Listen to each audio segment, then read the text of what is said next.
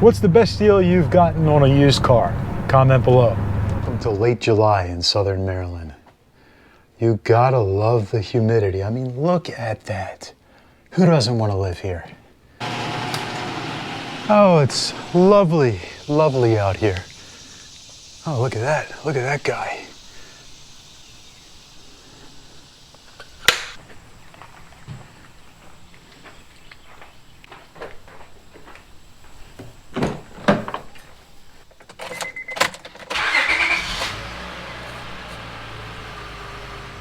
Too many of you guys are scared of high mileage vehicles. You're scared of older vehicles. You think that just because something is new that it's going to be more reliable, which isn't always true. What do you consider to be a high mileage car? Is 50,000 miles a lot? Is 75,000 a lot? Is 200,000 a lot? Obviously not all cars are created equal. A Ferrari with 200,000 miles is a lot of miles. A Land Rover with 200,000 miles, different than a Honda or a Toyota with 200,000, that is for sure. I'd much rather have an older car that's been well taken care of, that has good service records, that hasn't been neglected, that has a lot of miles, than something that is newer, that has been beat to death. There are cars out there that are 2 years old, a year old, hell, even 6 months old, that have been beat to death. Then you have cars that are 10, 15, 20, 30 years old that have been well maintained. And I'm not saying that with age you're not going to have problems. Things break, things wear out. There's more rubber and plastic in cars than ever. I know a guy that gets a new car right when it gets to 75,000 miles. He gets rid of his car or truck right away, every time. And 75,000, I mean, that's just breaking in, really. And look, it depends on what your goals are. If you're someone that's buying a commuter car and you just need bare bones transportation, do not be scared of high mileage, because you can get a great deal. You can get an amazing car if you're willing to look for $10,000, which today is not a lot of money in today's world. $10,000 for a car that you can run hard is a great deal, really. Now, it's not going to be the latest car. It's not going to be the coolest car. It may be a boring Honda or Toyota, a Honda Accord or a Toyota Camry, but it's going to be cheap to insure. It's going to be cheap to maintain. It's going to be inexpensive all around, and it'll get you from point A to point B. Do not be scared of mileage. Back in 1999, when I was very young, 19, 20 years old, I bought a 1997 Honda Civic EX. It had 66,000 miles. Now, for a 2-year-old car, that's a good amount of miles. I drove that car for a long time, man. I mean, I put 274,000 miles on that car. I love that car. I mean, it was just a Honda Civic, but the manual transmission was so smooth. The clutch lasted the entire time. The clutch was still fine at 270,000+ miles. And I drove that car hard. I beat on it. I commuted. I had a long commute in that car, and I put tons of miles. 270,000 is a lot by anybody's standards. It was a pain in the butt to have to get the timing belt changed regularly when you're driving a lot. But other than that, I mean, everything always worked on the car. The power windows worked, the sunroof worked. The AC was always cold. It always got great mileage, close to 40 miles to the gallon on the highway from what I remember. I mean, I could be off. Cheap to insure. Well, I was bad when I was that age. I had a couple DUIs, so my insurance was high, actually. It was $450 a month for liability. And back in 1999, that was a lot of money for insurance on a Honda Civic. Yeah, it's still a lot more than I pay now for insurance. So yeah, don't drink and drive, guys. Do not drink and drive. That stuff stays with you, even hell, 20 years later, 20 plus years later, 25 years later. God, time is flying. Yeah, do not drink and drive. Don't do the dumb stuff when you're young. It does stay with you. That's another video. But don't be scared of mileage. You want all the service records. You want to see how well the person maintained the car. That's what's important. The quality of the paint is going to be important. Is the clear coat in good shape? If it's an older car, is the clear coat starting to go? Because that That's definitely a problem if you like a clean car. Now, if you have some swirl marks, if it's a dark car like a black car and there's some minor scratches and haze and swirl marks, that can be taken care of. You can do something about that. A good detail, a good polish will make a night and day difference there. We got some road work up here. Gonna slow down here. Has the car been in an accident? And if it has, was it just a minor fender bender? Is it just some bumper damage, or was it something serious? A fender bender is not that big of a deal, in my opinion, especially if you're for your daily driver, for your commuter. Look for something that's owned by a retiree, an older person, someone that's in their 60s, 70s, 80s even, something that's been well taken care of, preferably garage kept if you can find that. And you're gonna have to look, If you don't mind looking, you can really get a good deal on something, and it'll save you a ton of money, because the average price of a new car, I can't even believe this. I read this the other day, and correct me if I'm wrong, but the average price of a new car is $47,000, 47 grand. Whew. That's a lot of money. And for what? To have a giant screen on the dash? To have a tiny engine? Okay, you get some cool stuff. I'm not saying all new cars are bad. There's some awesome new cars.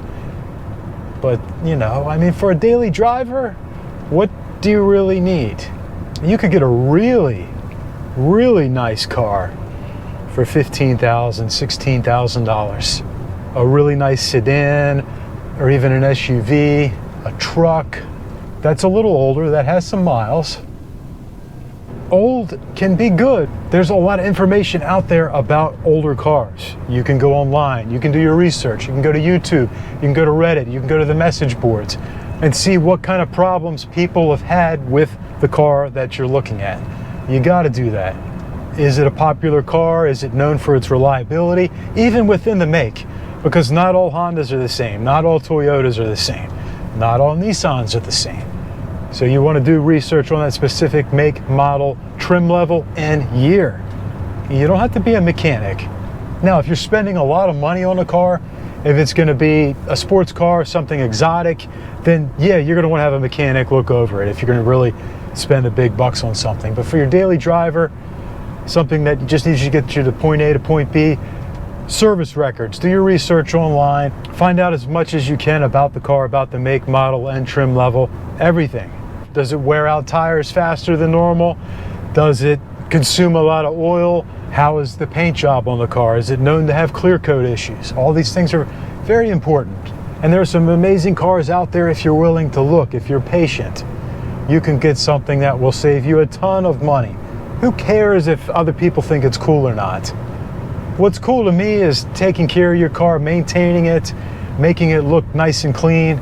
I mean, you can't beat that. You can turn a boring car into a fun car by taking good care of it and by keeping it clean.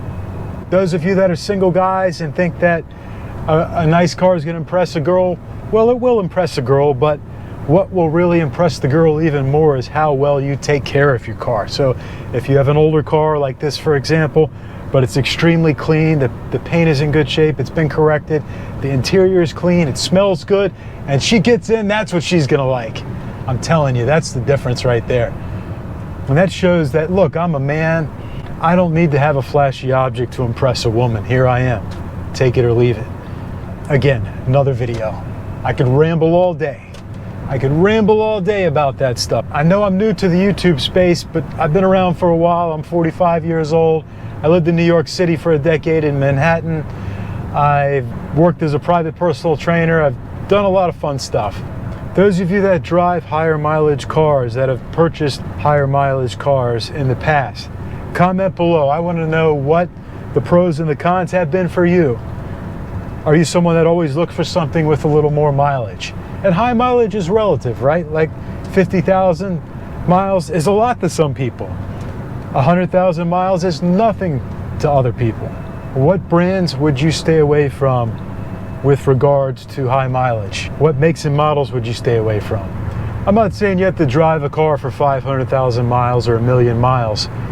I'm just saying that there's no reason why you can't find a good deal on a car that has 75,000, 100,000, Hell, even 150,000 miles. They are out there. You could buy a car, you could buy the right Camry or the right Accord. Maybe you picked it up for $8,000, $7,000 or less. Maybe you picked it up from someone that had to get rid of their car and you got it for $4,000 and you got an amazing deal. And then you drove that car for 5 years, for 10 years even. That's next to nothing. That's an insurance payment over the course of a few years. And then you can put that money towards other things in your life, towards a performance car, towards a weekend car, a project car, a race car, or traveling, or whatever you like. What's the best deal you've gotten on a used car? Comment below. Anyone ever get an amazing car for $2,000 or $3,000? When I say amazing, I mean amazing to you. People are driving fast. Maybe I'm just driving slow. Got a school bus on my ass. First time I think that's ever happened. Getting passed by the school bus, that's a first. But it's raining, and he's going kind of fast. I'm doing 62 in the right lane, because I'm not going to hold up traffic when I drive slow. And sometimes you just want to relax and cruise, especially when it's raining and you're making a video. But anyway, guys, to recap, if you're looking for something, do your research. Go online, YouTube, Reddit, message boards. You want to get all the documentation if possible. You want to get all the service records. Look at the condition of the paint. Look at the tires, the brakes. All of these things are really important. Are there any codes? Are there any check engine codes? If you have a scanner, you can get a scanner for your car. You can get them for your phone now, where you plug in and you can check to see if there are any issues with the car. There are a lot of good deals out there. You shouldn't be scared of high mileage vehicles, especially if you're someone that just needs a good car. You don't have to go out and spend $40,000, $47,000 on a new car. That's just ridiculous, man. That's insane. Unless you can afford it. If you can afford it, by all means, go ahead and do it. I just see so many people today complaining about money. They're yapping about how expensive the world is, but then they get a new car every 3 years, every 5 years. You know, they're making 70, 80 grand a year, and they've got a new 40, 50, $60,000 vehicle every couple years. Like, no shit, no wonder you're broke, dude. No wonder you're broke. And look, I like nice cars too. I love nice cars. But I'm not going to go into debt for one, into serious debt for a car, that's for sure. And if you make any dumb automotive purchases and regret it, something that you had to get rid of, that you spent a lot of money on and you just had to get rid of it, thanks for watching, guys. Like and subscribe, and we'll see you next time.